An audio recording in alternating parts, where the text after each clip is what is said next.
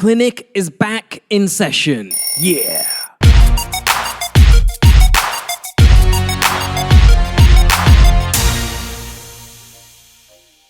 Alright folks, Dr. Bobby Striker here with 3F Flow Physique Factory. Clinic is back in session finally after an extremely long hiatus, and I just want to thank you all for bearing with us.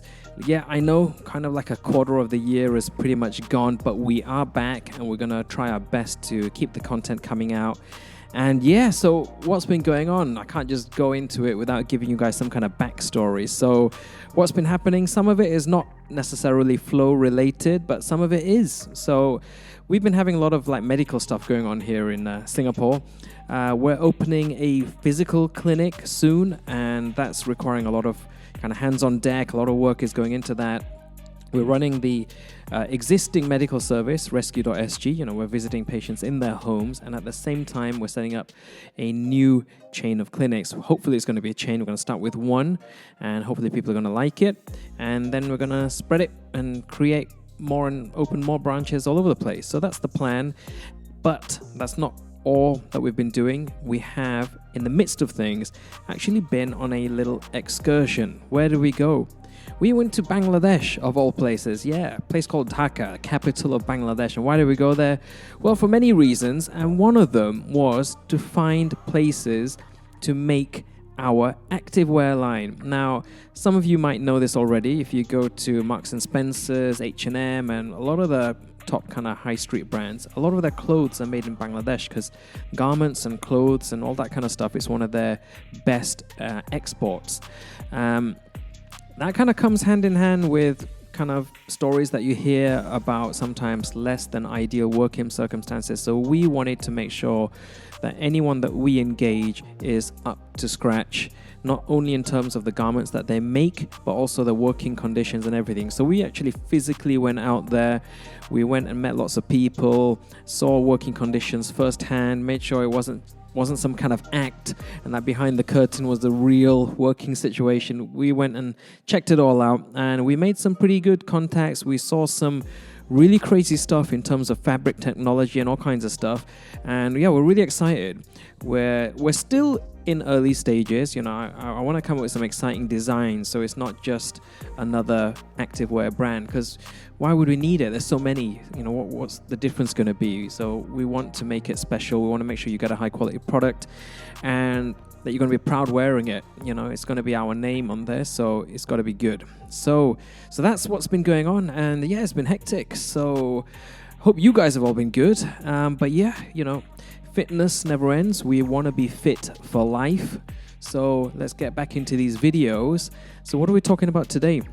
Something pretty obvious, but I'm going to be dishing out what I think is going to be one of the most obvious but essentially crucial tips for you to stay on track with your fitness goals, especially if that fitness goal is to trim the pounds, lose a bit of fat, lean up, and get into shape, okay? So what do you guys think it might be? Is it going to be hitting the gym? Is it going to be working out at certain bizarre times of the day? Is it going to be some new dietary fad? Is it going to be carnivore, keto, paleo, intermittent fasting, or some other malarkey? No, it's not. It's going to be a little bit dull, but I think it kind of trumps all of those, and it can be used with all of those. So what is it, Doc? What is it? Tell us, what is it? It's your first video back in 2023. We want to know what this hot tip is. Okay, guys, you want to stay in shape? You want to get into shape? You want to keep in shape? You guys got to learn to cook. You need to cook. You need to stop going out. Stop eating out. Now, the culture, pretty much everywhere in the world, and I think it was kind of catalyzed by the pandemonium to an extent, when food delivery services really kind of flourished during that time. A lot of people have stayed in that sense, still getting the food delivery, the convenience, the instant gratification of it all. But at the end of the day, if you want to get into shape and stay fit and all of that, you need to develop this life skill. You have to learn to cook. Now, some of you are going to be like, oh yeah, but I don't know how to cook. Well, then learn how to cook. Stop being a loser. I have to say that. have to say that because this is really important. For me, I cook, but my definition of cooking, probably in the eyes of a lot of people who can actually really cook, they'll be like, Doc, that's not really cooking. That's just putting stuff in a bowl or in a pan and heating it up and then eating it. Yeah, it is. But for me, that's cooking and it's good enough. And I can make stuff that I like the taste of and it can help me stay into shape. And you guys can do the same.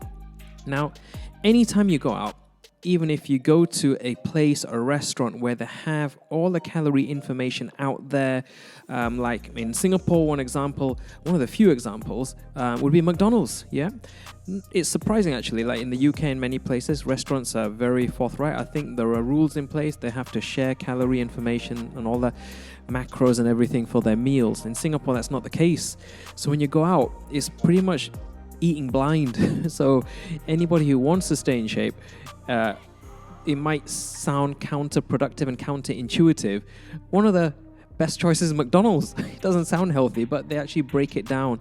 How many calories per burger, how many grams of fat, how much protein, all of that kind of stuff. So if you want to be, knowing what's going into your body every time you have a meal, McDonald's makes for a decent choice in Singapore. I think KFC's up there, Burger King. These are all fast food places, but, they want to at least give you some information.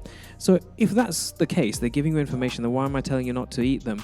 Because the information that they provide are averages, and the true figures can be hugely varied. You could buy 3 packs of French fries from McDonald's, 3 large fries, and the volume of French fries in each pack could be completely different, and the calorie content of the packs can vary from 1 to up to 300 calories. That's how much difference it could be.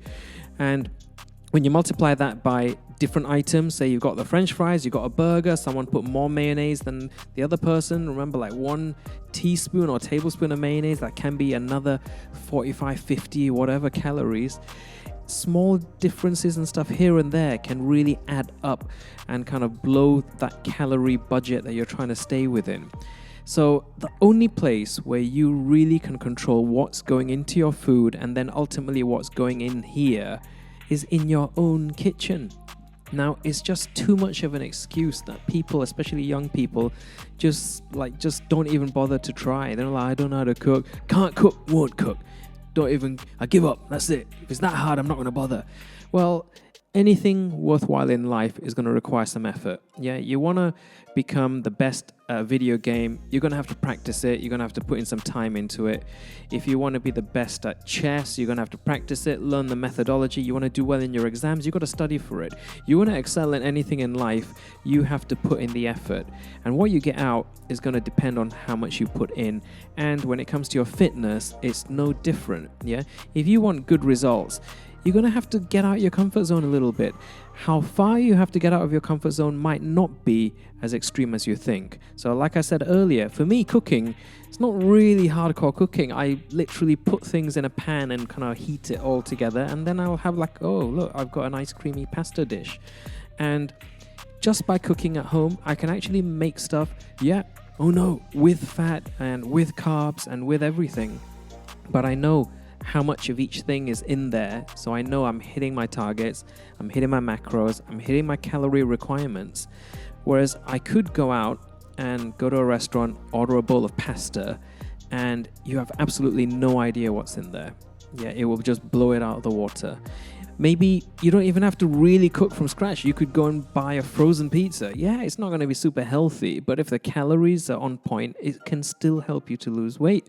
Now, in my local supermarket, if I go and get a frozen pizza, I've seen the calories on it. It's like, surprisingly, it's not huge, but surprisingly, it's like 300 to 400 calories for the entire pizza. So it's not crazy. Whereas, on the other hand, if I order a Pizza Hut or a Domino's pizza, I can eat an entire large pizza by myself, and that's probably going to be like 2.5, maybe even 3,000 calories. So just by cooking at home, even if it's stuff that outside can be super calorific, just by preparing it at home, you might be able to trim off a lot of calories, a lot. You can really make a big difference. And you don't need to be a master chef. It could be as simple as that, just popping something into the air fryer for 10 minutes, putting something in the oven, just putting a couple of ingredients together on the stove top. You can control it all, and you can be confident that what you are consuming is going to give you the results, and you can make it tasty. You can make it as tasty as you want. And if you're not sure where to start, we've got a cookbook for exactly precisely this person. It's like the cookbook for dummies. Cookbook for people who don't cook and can't cook and don't really want to cook. This is the cookbook for you. So please go and check that out, okay? Can't stress this enough, guys. Anytime you eat out, no matter how hard you try, even if you're a veteran at this and you can estimate your portion sizes and do all of that kind of stuff, it's pretty much all out of the water, is blown out of the sky the moment you eat out. There's absolutely no way.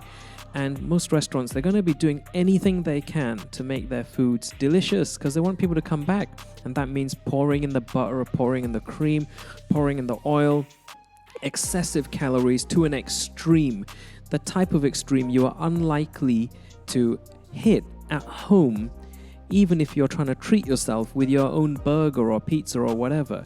It can be really that extreme. So it's pretty obvious advice, guys, but sometimes the obvious advice is obvious for a reason because it's sometimes the best advice. Okay, guys? So coming at you with a trusty old one with our first video of the year, learn to cook. And if you learn to cook, wherever you are in the world, it's a skill that's going to be with you forever. Yeah? And it's impressive. It's impressive as well. It just makes you a better all-rounded person. People don't know how to cook. Some people don't know how to crack an egg, how to fry an egg, don't know what a kettle is. Trust me, you might think that's weird. I've literally had people tell me, what's a kettle? And I say it's for boiling water, and they'll be like, can I boil milk in there? And I'm like, what planet are you from? So this stuff happens. So these are basic life skills that are going to serve you well wherever you go in the world. And yeah, and of course it's going to help you get your fitness goals on track. I guarantee it. Learn to cook, pair it with our cookbook. These are skills for life to help you stay in shape for life. All right, folks. Hope you've enjoyed this video. Hope you've enjoyed seeing us back. We're happy to be back. We're looking forward to this. We hope to bring you regular content as per usual. Get back into it so that we can make 2023 another great year for all of us. So if you did like this video, do you remember what to do? Hey, that's it. Yep. Hit the bell button, hit the like button, subscribe, notifications, drop us a comment for the algorithm, follow us on all of our social media pages. And yeah, we'll see you all in the next video. Do not be late for your appointments, and I will try my best not to be either. All right, laters, guys.